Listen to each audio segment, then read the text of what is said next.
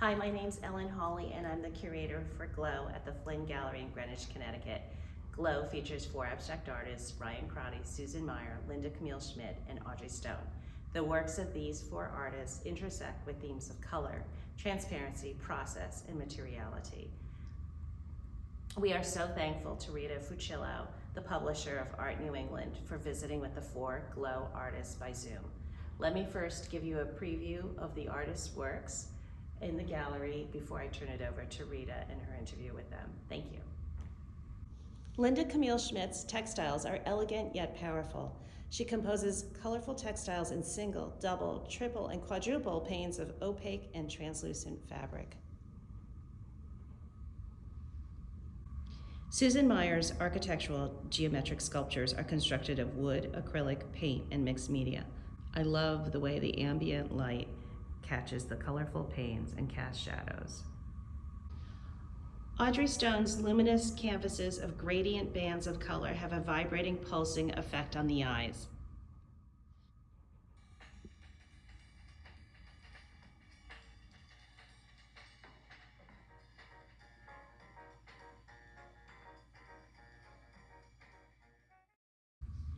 Ryan Crotty is only working with 3 primary colors, and all the secondary and tertiary colors that you see are only mixing on the linen as he pulls the high gloss gel paint across the surface. His works are luminous.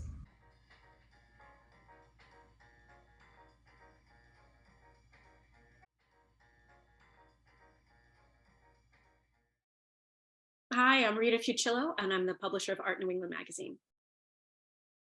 Hi, I'm Linda Schmidt. Hi, I'm Susan Meyer. Hi, I'm Audrey Stone. Hi, I'm Ryan Crotty. So today we're spending time with the 4 of you to discuss Ellen Hawley's curatorial show Glow, and which opens, I understand, February 9th. We're going to pose an informal question to understand a little bit more about your creative process and the works in the studios that I can see a little bit of behind you all. And thank you for your time today. So to preface the conversation, winter's my favorite season. I love the white of snow. I love the gray days. I love everything that has to do with winter. Spending time with your work, I'm struck by Ellen's curatorial intuition and her timing for this show. How perfect to have an explosion of color and vibrancy against a winter backdrop.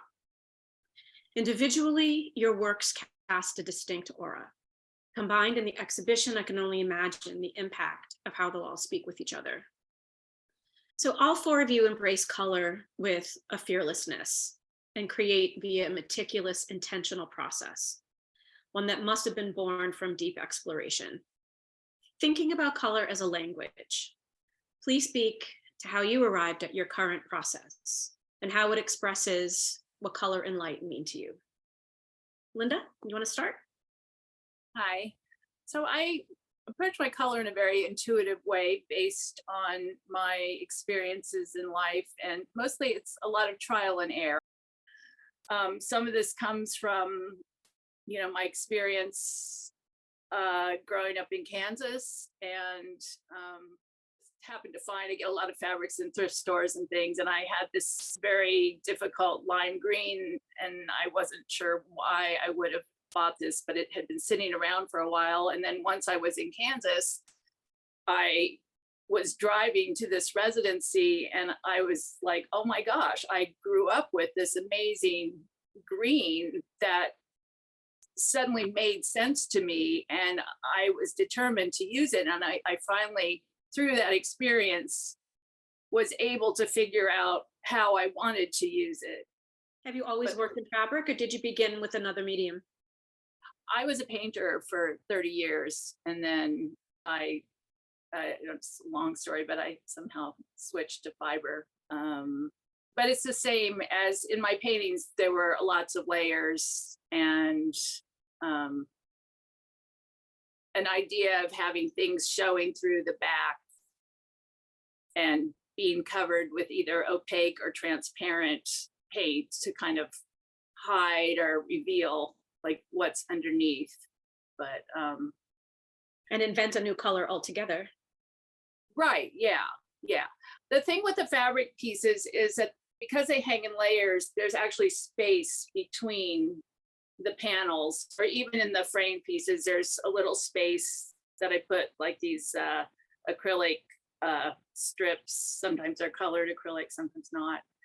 And they just add a little bit of depth to the piece. So actually when you walk around, the piece changes a little bit, and it depends on the light in the room too. Sometimes you can see,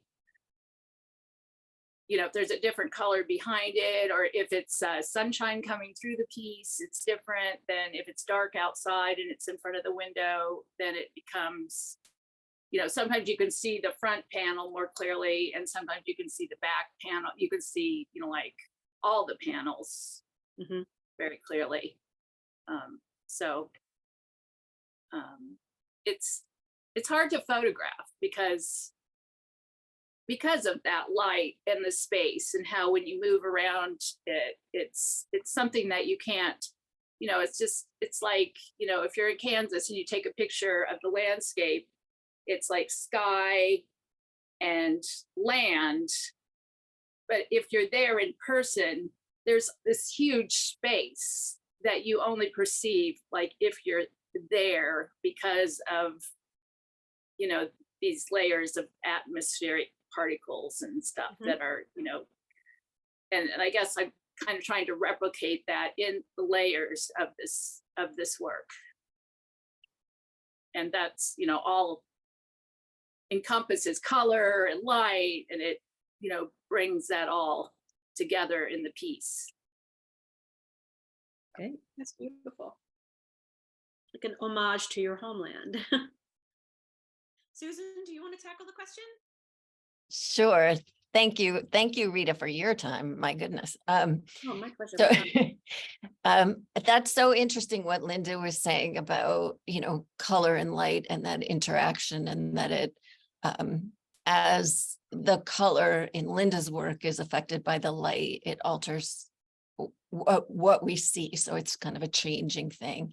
And I feel like that's probably the case for all of our works. And it does make it kind of experiential and therefore hard perhaps to photograph exactly.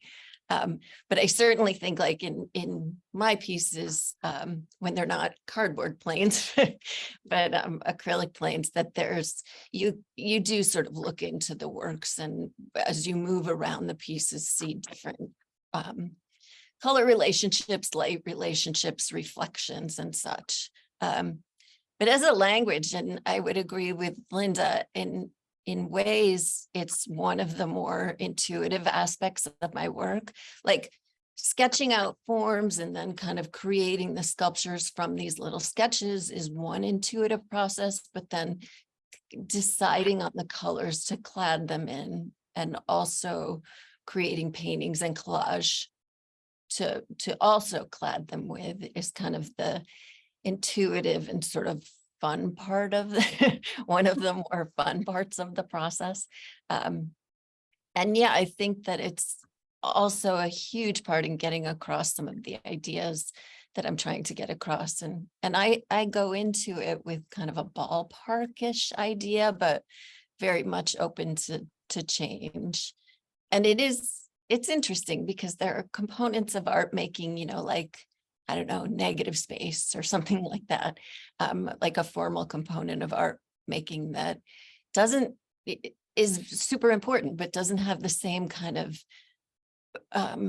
reach of color. You know, I feel like color has such historical, cultural, personal, memory-based relationships with everyone, you know, and everyone has their own personal relationship to it, where if you're not an art person, you're not maybe super concerned about negative space or what the heck that is and what it does. But color, I think, is one of those things that is really meaningful to every, you know, to most of us anyway. So yeah, it's an interesting part of, and like I said, something that you can really immerse yourself in on many levels as a maker and hopefully as a viewer. So did you begin with sculpture or did you begin in another medium? I began years and years and years ago as a painter. So undergrad was largely painting and grad school was, again, largely painting. And pretty much after that, sculpture. Yeah. But via installation, I came into it through installation. So, and actually some fabric-based works real early. So yeah, kind of funny. Well, I think it's no accident that the four of you are together in this show. I shared that with Ellen in a previous conversation. I think that the four of you possess this incredible skill to combine color through your various mediums. And I can't wait to be in front of them. I can almost hear them. I can't wait to see everyone else's. Yeah. Audrey, would you like to go next? Sure. It's interesting. I'm thinking about Ryan, Linda, and Susan's work and thinking that there's a lot of transparency in all of your works, and I feel like mine are more opaque. It's all there's nothing transparent. But and when Susan was speaking, I thought of this quote that I read on social media. I don't know the origin of it originally, but I'll read it to you because this is how I think about color and language. It says, color is a silent emotional language that we intuitively know how to speak. And that really like struck me as true to myself. Like it's a silent language. It's about, for me, it's about feeling, but it's like a feeling that doesn't have a word description. It has like its own description within the feeling of color. I don't know how to say that. So it's a way for me to describe things in an abstract way. With the color that I work with, I'm interested in creating a sense of a simultaneous excitement and calm, because I find color very calming. Like when we look at sunsets and sunrises, we're all in awe like that. Wow, it's really exciting, but it's also incredibly calming, which is something that I feel like working with gradients, that has been a development in my work, is something that I try and achieve in some of my works. So in terms of how I approach the actual making, it's like a step-by-step process of one color next to a next, just combining, mixing my colors until I get to a certain energy level within that hue, and then switching it up to move to the next one. And it's, I work pretty often very symmetrically within the work. There's, like the blue one behind me, that's starts from the inside and goes out, as well as those three ones. They were the middle color, then worked the colors on the way out. Sometimes it's from the bottom up, and it's kind of just like traveling across the canvas. It's like marking the calendar with time, the process of just like day by day, how much do I get done each day?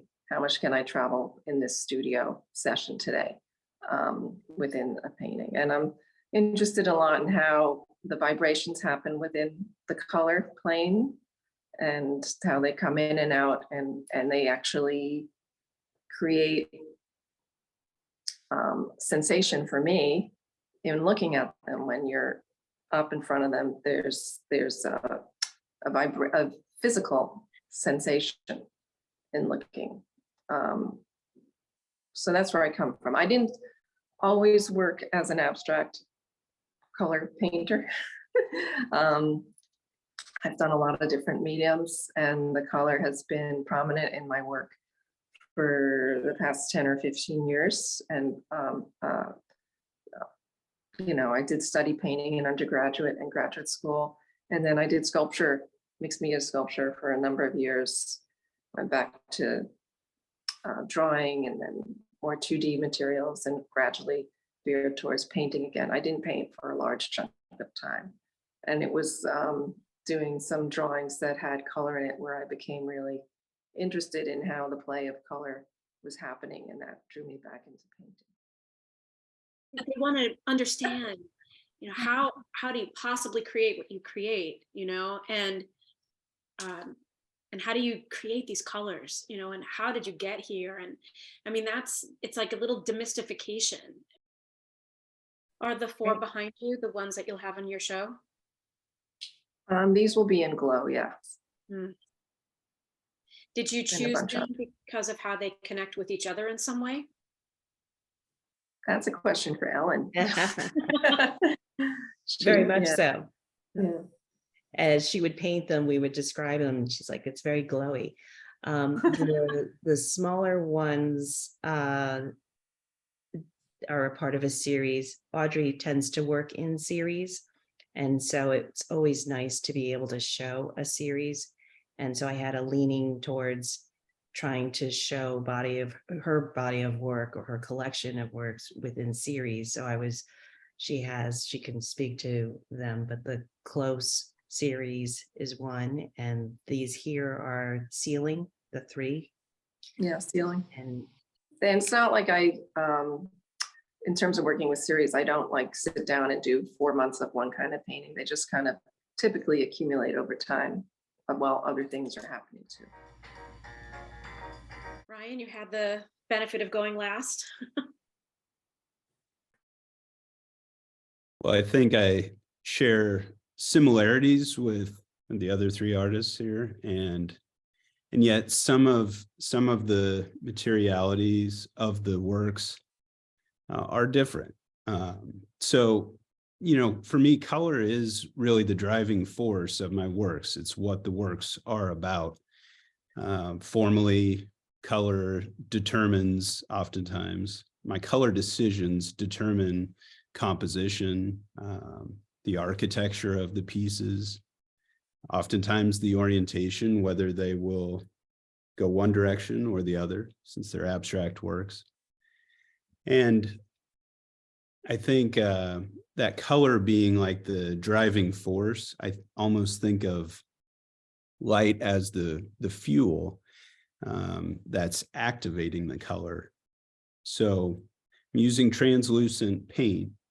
And so instead of, you know, the light bouncing off of the pigment of the paint back to our eyes, so we're reading that particular color, it's actually going through the layers and hitting the white ground behind the layers, the translucent layers. And as it comes back to our eyes, the color mixing is happening then in real time, essentially. So I'm putting one color at a time over the entire canvas and reducing that down. So where it's thicker, there was less pressure or some kind of resistance behind the canvas. And where it's thinner, it's a very thin layer, and that determines the intensity of the color, but then also how it will interact with the subsequent layers of color. So I'm only using the primary colors. I use a certain yellow, a certain red, and a certain blue. They're put on separately, one at a time, and then allowed to dry. And I found early on that there was really no need to mix specific colors, that I could get an incredible range of colors just using the primary colors to create secondary and tertiary colors as well. If I'm using secondary colors in the paintings, it becomes very muddy very fast. So simplifying it just to the primary colors, I found early on was key to being able to have this kind of intensity and saturation and clarity of color. Again, the layers are extremely thin so that the light is able to pass through, and then you're able to read these this almost glowing color off of the canvas. And that's all happening from the light traveling through the translucent paint and back to us. And it creates this kind of intensity, this glow, almost as if the paintings are electrified. So upon discovering that, I've continued to try to push that medium, try to build and show the materiality of that paint, and I think it comes across. I think they radiate, and then as other people were saying, there is this kind of connection to color. You know, its emotive properties. You know, whether it makes you feel anxious or angry, or feelings of love, or, you know, it can even be tenderness. It really, color really runs the gamut of emotions, and I feel like all four of us artists in this show are wonderful examples of the use of color in different ways, in different mediums, that really can say something to a wide audience as far as how you can relate to color and to these art pieces. And I think it will certainly make an impact at Flinn Gallery. Mm-hmm. Can you speak a little bit as to how you're applying the paint? From what I understand, I mean, it's really a unique process. Yeah, it evolved from scraping or pulling paint across the canvas. And I realized early on, as I was experimenting and kind of, figuring out this process, that it made more sense to cover the entire canvas so there's no beginning mark or end mark of the gesture. And the gesture is really one long motion of reducing the paint down across the canvas. So canvas is coated completely with wet paint, and then I'm using a plexiglass squeegee to reduce it down and to smooth it out, putting pressure on and potentially resisting it with something under the canvas to reveal colors through the different layers. So it is kind of a reductive process, starting with a whole lot of paint and then removing it. So it's very, very thin layers of paint. Well, how long does it take to create one piece? Just depends. I mean, usually there's only 3 layers, but a lot of it is in the setup. And then I will make the pole when the paint is applied, it is opaque. And so it's not until it dries fully that it becomes translucent. And so there is a little bit of experiential guessing game happening where I've made enough of them. I know the thickness, and you can kind of see layers peeking through behind that opaque paint. But then it's really, once it's dried in a day or so, I'm able to see how that blend of color is really happening. So yeah. That's very cool. Just one more quick thing. Yesterday I interviewed an artist who had begun painting very colorfully, really romantic color, and now it's all whites and grays and blacks. And his talking about his obsession with tone and the different shades of black and gray and white. And I saw a few pieces of his online. He speaks to those colors the way the 4 of you are speaking to your colors now. And it's just mind blowing. And this is why I love what I do every day, because I learn every day how to appreciate what I see, and what I learn. But he is as enamored and as inspired by black and gray and white as you all are about these. Psychedelic. I mean, they couldn't be more vibrant. I could see the color, behind all of you. But it was just interesting to hear that passion directed on a dark side, and then talking to you all today. Then that's the beauty of art, those contrasts. Precisely. Fantastic. Yeah, and I'm really keen on seeing how they're going to talk to each other. Totally. That's what I can't wait to see. Yeah. Just all of It's really fun. Yeah. So as you all get ready for the show, and you'll have arts patrons coming in and out, what do you want people to take away from the show? How do you hope they'll experience your work collectively? If I may, Rita, Yeah. you said you love winter, but and this is kind of the perfect time. It almost feels like, and transformative, leads me to this, that, with spring around the corner, there's an explosion of color. You've Yeah. dealt with kind of the grayscale of winter, and then that explosion of color in spring. I mean, maybe it's a little premature, but people can come into the gallery and experience these 4 artists' works and this explosion of color differently from each artist, and maybe leave with a sense of hope, for spring being around the corner. Yeah. Beautifully said. I do want to say, Rita, thank you so much for hosting us. It really is, you can see how I feel. It's an honor to curate these 4 artists. They're immensely talented Mhm. and inspiring in so many ways, and I've enjoyed this ride. So we're about to launch, and I couldn't be more pleased with where we are at this point in time. Thank you so much for helping share their stories and their point of view, and just get the word out for this show. This show is open February 9th through March 22nd, and we hope to see everyone. Thank you so much. Shall we say goodnight? Good night. Been great to meet you all. Yeah. Really Thank great. you to meet so all. much, Rita. Thank you. Ellen, whatever you need, Yeah. if you need me to do anything additionally, just let me know.